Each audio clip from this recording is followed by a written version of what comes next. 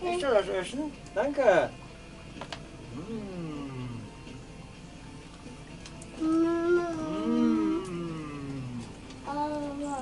Hinter dran fast besser ausmachen.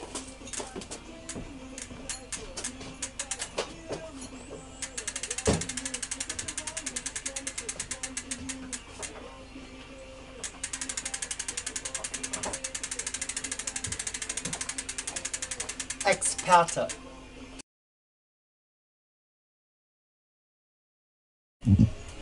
Ja, hallo Leute, hier ist der Thomas von Free and Ride und heute kann ich mal wieder einen Noah Carbon Laufradsatz in mein neues Fahrrad bauen, in das Norco Aurum.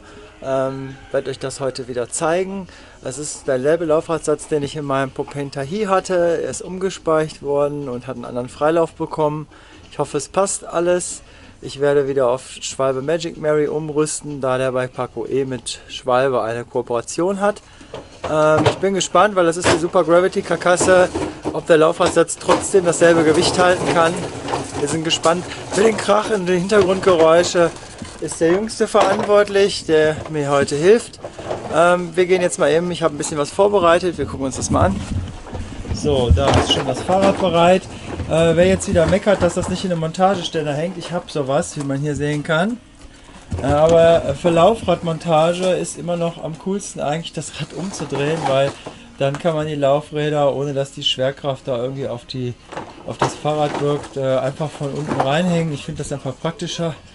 Da ist der gute Noah Karton, da sind die schicken Dinger halt jetzt drin. Hier schön verpackt. Ja. Kartons von Noah sind einfach super. So, was ich dann auch noch drauf machen muss, hier ist meine kleine Schrauberhölle. Werkzeug vorbereitet. Wenn es ganz schlimm wird, kann man sich hier mit dem Lesen von Zeitungen ablenken. Und hier die Decals passend zu dem Silber von dem Norco-Rahmen mit, das finde ich von Noah ziemlich cool, meinem Free and Ride Logo, was da drin ist.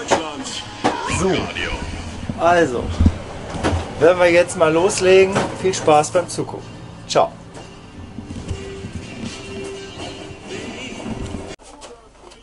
So, ich mache die Räder einzeln. Ich fange mit dem Vorderrad an. Werde das zuerst ausbauen und erst umrüsten.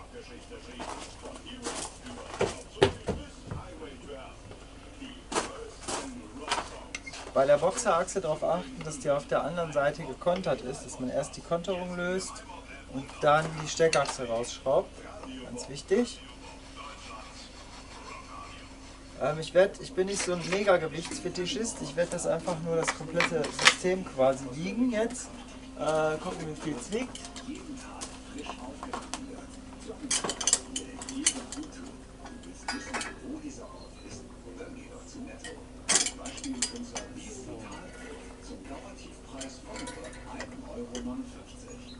Gar nicht so einfach, weil das Laufrad nicht so groß ist. Erstmal gucken, dass wir das überhaupt mit rumkriegen. Zum Beispiel bei Mazda 3 mit bis zu 5200 nutzen Sie den Moment und entdecken Sie Ihre Angebote exklusiv auf Mazda.de. Mazda. Gelbe Seiten ist für alle. Für alle, die noch viel vorhaben. Mit 2 linken Händen oder ohne grünen Daumen. Die vor lauter Paragraphen den Tunnel nicht mehr sehen. Die Fragen haben oder Unterstützung brauchen. Für alle, die auf der Suche sind. Wir helfen beim Finden. So passt es jetzt. 2,7 Kilo sind es jetzt so, das komplette Laufrad. Gut, dann werden wir mal schauen, wie viel das gleich nach dem Umbau wiegt. Ne?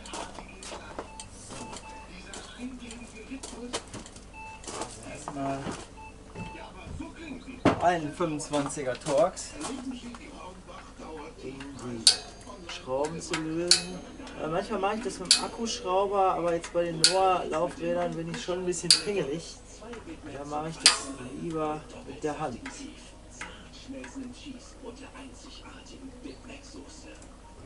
Kleiner Tipp, die Schrauben sind klein, nehmt euch am besten, ich habe immer so eine Holzschale hier. Da tue ich dann immer die Kleinteile rein. Und warum haben Sie sich für unser Unternehmen entschieden? Hab ich nicht. Hab alle angeschrieben. Fleischlandwirt. Die richtigen kriegst du bei Master.de. Da findest du auch den Job, der zu dir passt. Ich möchte dich sehen. Ich will dir gegenüberstehen.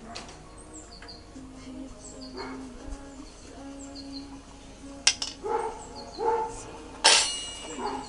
Das Laufrad bleibt dann so als Ersatzlaufrad, da ich halt auf Schwalbe umbau, bleibt auch der Reifen drauf. Das Tubeless-Ventil habe ich schon getauscht, meine grünen habe ich schon ausgebaut. Das bleibt also quasi jetzt so, ich sag mal, als Reservelaufrad. So, kommt immer der magische Moment. Oh, vielen Dank Noah. Er hat mir noch ein paar coole Sticker mit reingepackt. Also 1000 Dank, die können wir natürlich gebrauchen. Sticker kann man nie genug haben eigentlich. Ja?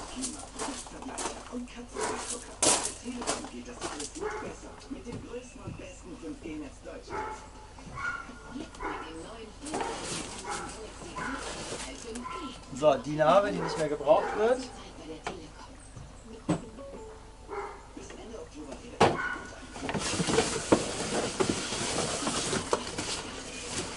Da ist es, das Vorderrad. Weil es viele immer interessiert, ja, wie viel wiegt denn eigentlich so eine Noah-Felge allein, werde ich sie jetzt mal einmal grob hier wiegen, quasi. Die wiegt alleine, das Vorderrad jetzt 950 Gramm. Jetzt montiere ich den Reifen und die Bremsscheibe und das Ventil. Das werde ich gleich wahrscheinlich in Zeitraffer machen. Ja, ich schalte jetzt erstmal wieder aus.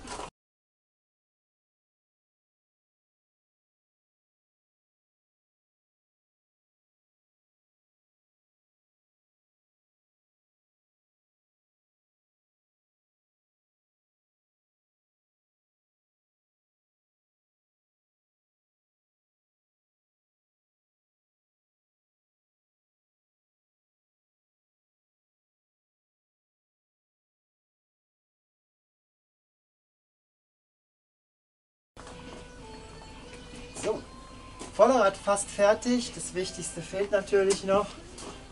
Jetzt mal Decals natürlich. Ich brauche noch eine Schere.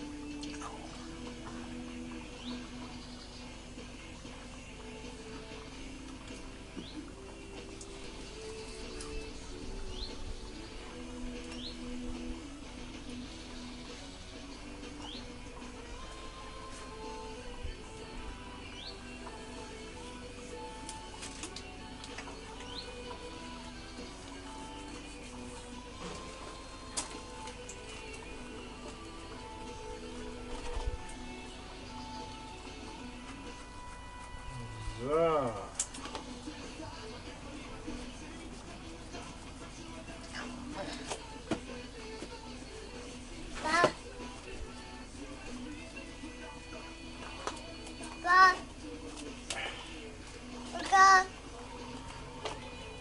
Andere Seite noch.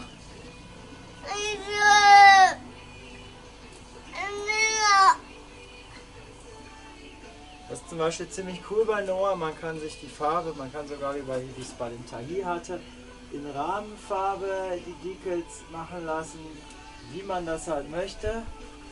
Da sind der Freiheit keine Grenzen gesetzt.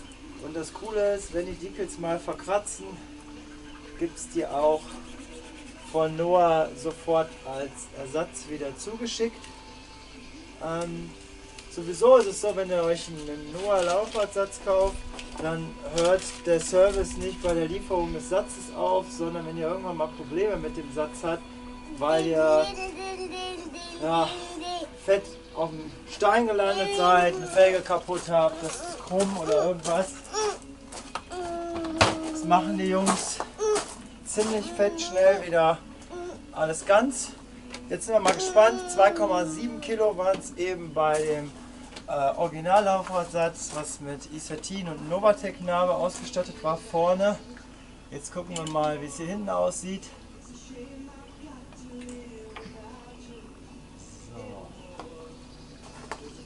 So. 2,45 Kilo, also ein bisschen leichter, das freut mich schon mal beim Vorderrad. Weil ich hatte ja die Sorge, weil ich ja Magic Mary mit Super Gravity Karkasse fahre, also wirklich einen schweren Reifen jetzt, dass das halt schwerer wird, ist es aber nicht, weil natürlich Gewicht bei einem Downhiller vielleicht nicht ganz so entscheidend ist, deswegen auch nur diese grobe Waage. Ist ja kein Cross-Country-Gerät. So. Das passt schon mal wunderbar. Jetzt halt wieder erst die Achse reinschrauben, auch gar nicht so mega feste. Jetzt einfach auf der anderen Seite wieder kontern, die Boxerachse, ganz wichtig. So, kann sein, die haben ja leichte Fertigungstoleranzen, dass ihr dann noch eure Bremsscheibe, also euren Bremssattel zur Bremsscheibe ein bisschen justieren müsst. Hier scheint das jetzt genau zu passen. Gut, Vorderrad ist drin, gleich das Hinterrad. Der Ausbau des Hinterrads ist bei meinem Bike ein bisschen besonders, weil ich fahre ja keine Schaltung, sondern einen Single-Antrieb von SB1. Und zwar die 3. Generation mit ziemlich viel Power. Die hat jetzt auch so ein Ding, dass man das halt wie bei einem SRAM-Schaltwerk so blockieren kann, das Schaltwerk. Allerdings würde jetzt, da das ja starr montiert ist, trotzdem das Kettenblatt nicht vorbeipassen. Also nehmen wir uns einen 6er Imbus und schrauben das Schaltwerk einfach ab.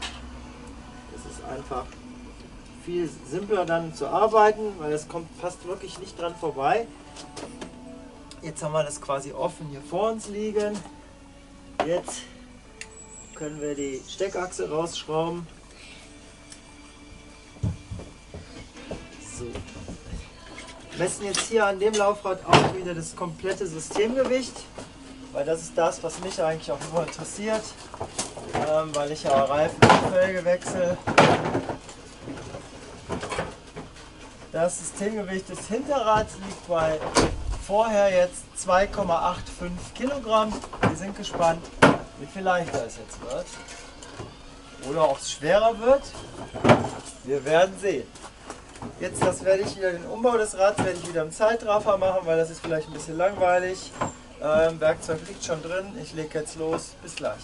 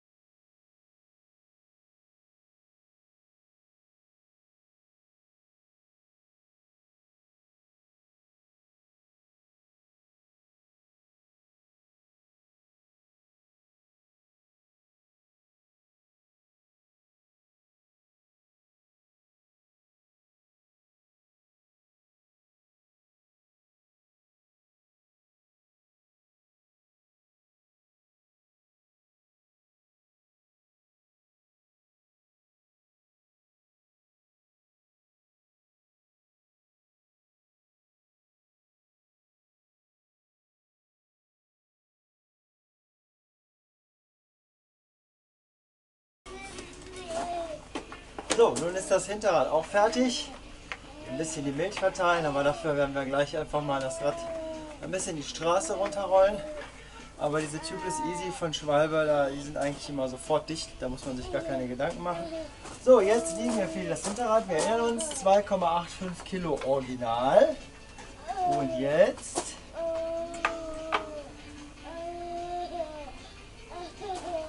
2,75 Kilo. Also fast gleich, aber immerhin 100 Gramm. Cross-Country-Leute würden ausflippen für 100 Gramm. So. Wir bauen es ein. Wir müssen jetzt bei der SB1 ein bisschen darauf achten. Ich weiß jetzt nicht, weil hier ist ein Adapter drauf. Wie das jetzt halt passt mit der Kettenlinie. Das muss man dann immer ein bisschen bei der SB1, wenn man ein neues Hinterrad einbaut, ähnlich wie mit den Bremsscheiben, einmal kurz ein bisschen drauf achten. Ja, aber eigentlich ist die SB1 wirklich absolut kein Hexenwerk zum Einbauen. Im Gegenteil, eigentlich halt alles super simpel. So, jetzt hole ich mir hier wieder mein Schaltwerk zurück, quasi, wenn man so will. So, zack. Rüber.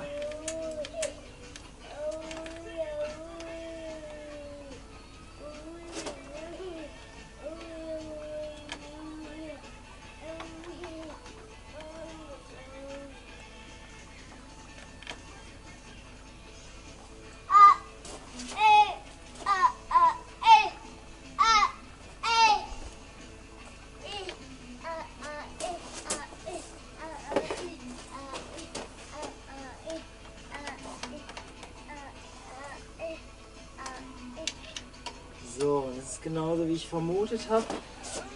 Ich muss halt jetzt einen Vierer-Imbus holen und die Kettenlinie neu einstellen.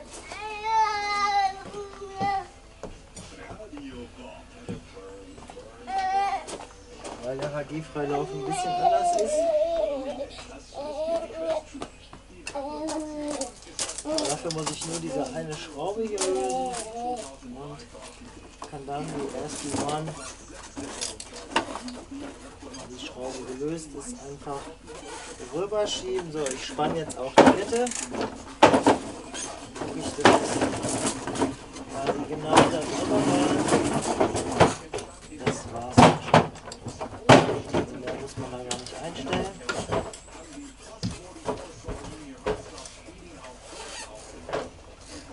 Das sollte jetzt passen.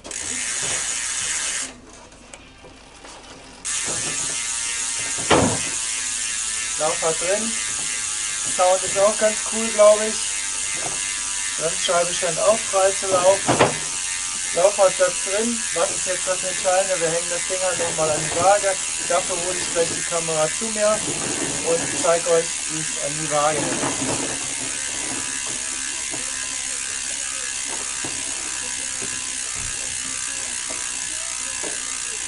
So, bevor das Kind da dran fasst, besser ausmachen.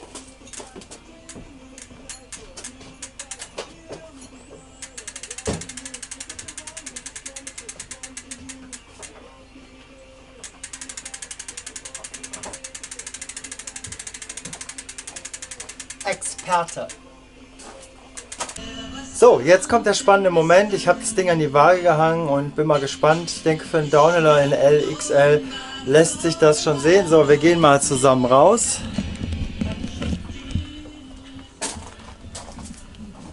So. Weiß nicht. Ich hoffe, ihr könnt es erkennen. Es sind 15,65 Kilogramm.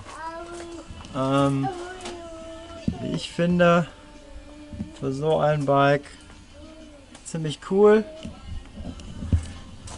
Für mich, für die Kurse natürlich super, weil ich da nicht so viel Gewicht handeln muss. Und ob es jetzt als reinrassiges Downhill Racebike wäre, es fast schon zu leicht wahrscheinlich. Weiß nicht. Ich freue mich auf die erste Ausfahrt mit dem neuen Laufradsatz und sage nochmal Danke an Bikeladler, aka Noah Hubs and Wheels. Unterstützen mich seit Jahren. Immer guter Service, immer Top-Qualität und immer wenn es mal irgendwas ist, dann sind die sofort für mich da. Danke, und deswegen habe ich auch dieses Video gemacht, damit ihr einfach seht, das ist ein absoluter Qualitätslaufradsatz. Ich lasse nochmal das Entscheidende gerade mal spielen hier, das Narbengeräusch. Ich habe eine Noah DH-Narbe drin.